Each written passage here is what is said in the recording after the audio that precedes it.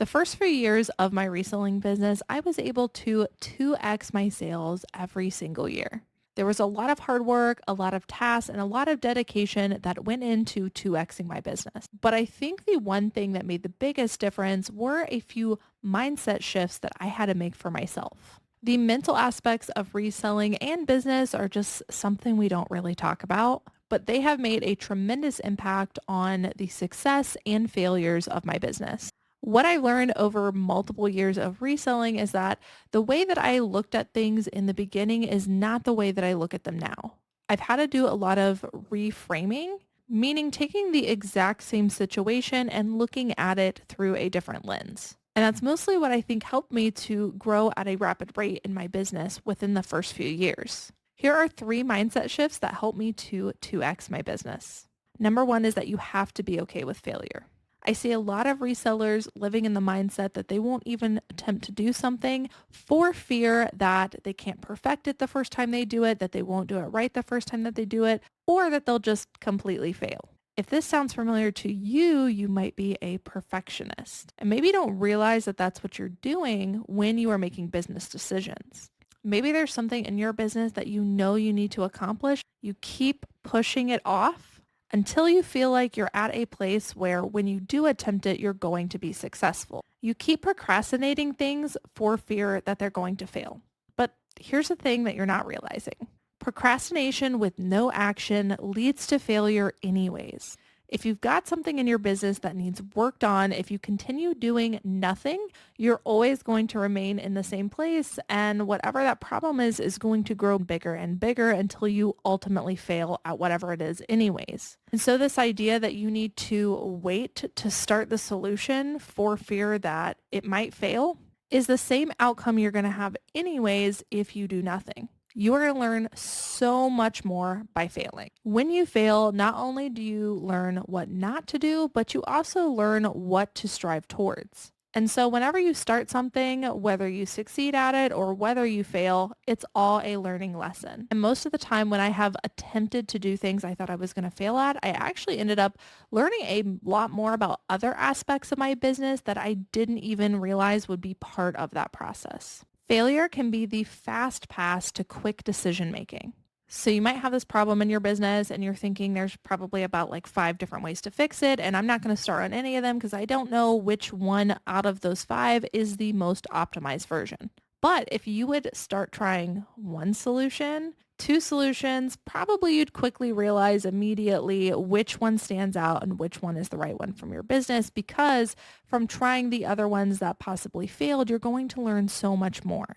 And so the more that you fail, the more hard lessons that you're going to learn, which makes it super easy to have better, quick decision making in the future. I'm going to tell you guys a story about my own fear of failure. So you guys know my jam for a long time was super high sell-through rate items, still my jam. But I've since added on different layers of my business, other items that I look for that can also sell quickly, but are not in the normal terms that people look at in reselling.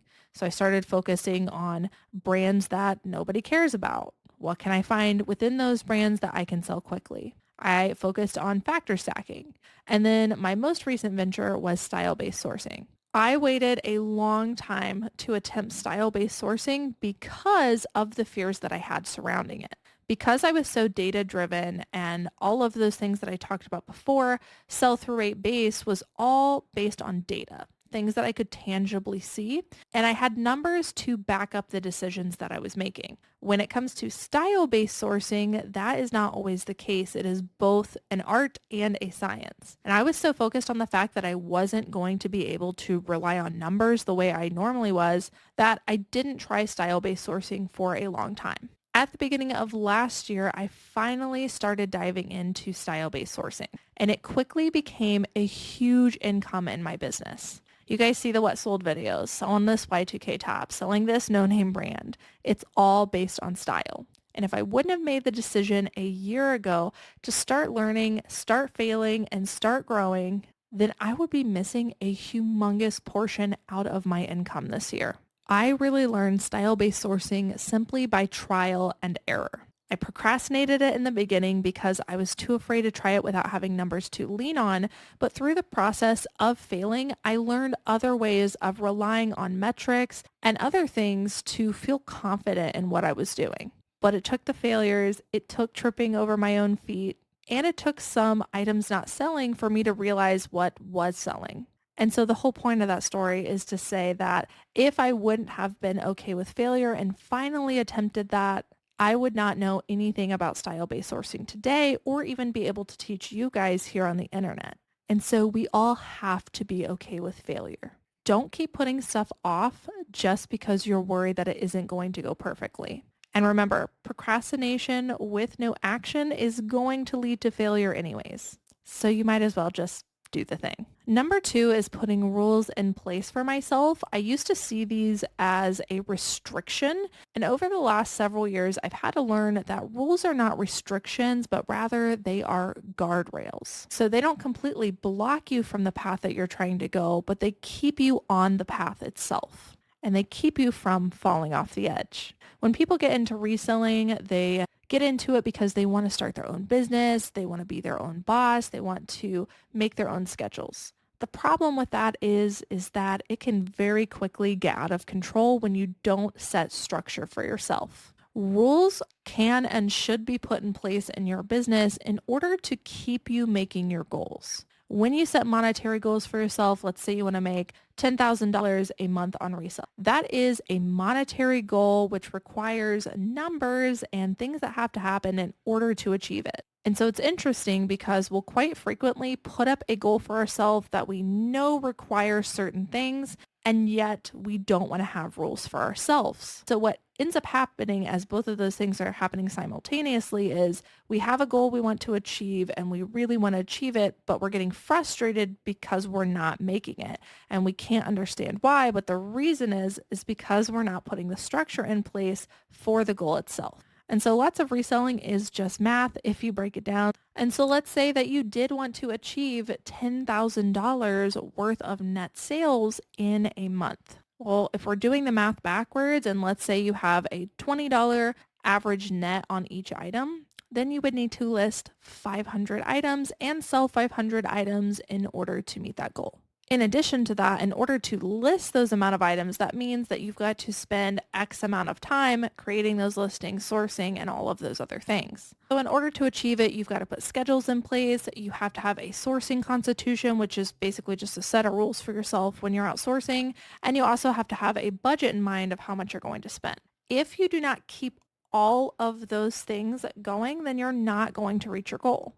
It's simply a math problem. So to give you an easy example, let's say, for instance, you want to make $500 net profit this week. You know that your goal when you're outsourcing is to have an average net profit of $20 per item. That means that you would need to at least list and sell 25 items in order to make that net profit of $500 this week.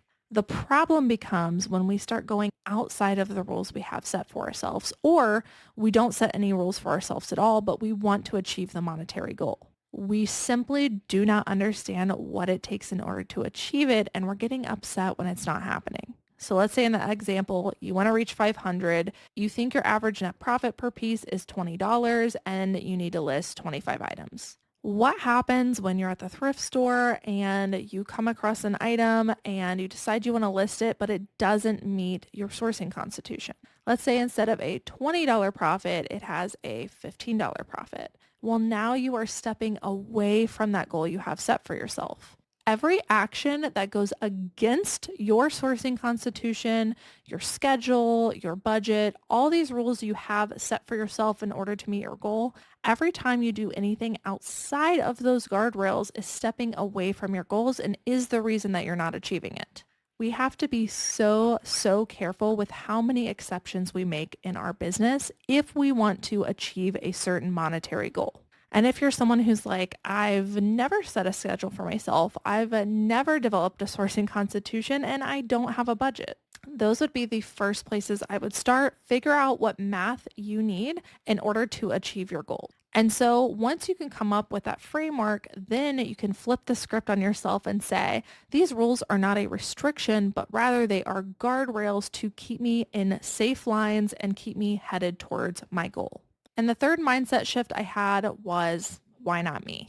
For many, many years when I was starting reselling, I was watching other big name resellers in the YouTube community or on Instagram who were having these humongous numbers. They were having inventory being shipped to them, and it honestly looked like their life was easy and they were just raking in the money. And it was really easy for me to feel like that could never be me. And it was because what they were achieving was so far away from where I was at. Then something clicked and I realized that the only thing that you have to do in order to achieve what other people are achieving is simply to figure out exactly what they are doing and do that. Not just some of what they're doing, but all of it. I had limited beliefs that because I was not in the same situation as someone else, I couldn't make that possible. So one day I just decided that I'm just going to do it. Instead of saying I'm the person who can't do X, Y, and Z for whatever reason, I'm just going to become the person that can. And so I would become obsessed with whatever hurdle I needed to overcome.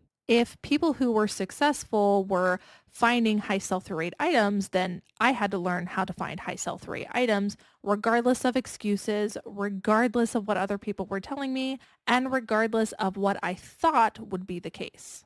And so I spent hours, days, months, and years figuring out how to be a successful high sell-through rate seller. I figured out what people who were successful were doing, and I made sure to do all of it and not just some of it. Take a look at what your own limited beliefs are and ask yourself, are you telling yourself that things are not possible? Take the biggest hurdle that you personally have and attack that first. Because that's the one, if you start working on it, you're going to see results the quickest, which is going to give you motivation to keep going. Become obsessed with whatever it is. Take in all of the information about that one topic or that one hurdle and overcome it as quickly as you possibly can. Stop at nothing until you believe you are the person who can do it. And so I learned to stop saying, why not, and start saying, why not me? There are resellers that I talk to every single week that have goals in mind, but they are unwilling to do what it takes to achieve them, or they simply just do not believe that they are the person that can. It is literally as simple as just figuring out what other people are doing and doing that. You can totally do this. So those are 3 mindset shifts that I had to make. If you'd like to see a part 2, I have many, many other ones that I had to make. Like I said, the mental aspect of reselling and changing the framework and the way that you're seeing things can be the difference between the success or failure. All of the 3 I talked about today were extremely influential on doubling my sales every year. And I believe it is one of the reasons that I was able to grow so quickly. And so if you too want to grow your business at a rapid rate that surprises even you, then take a look at these 3 mindset shifts and see if you need to make them for yourself. Thank you guys so much for watching, and I will see you in the next one. Bye.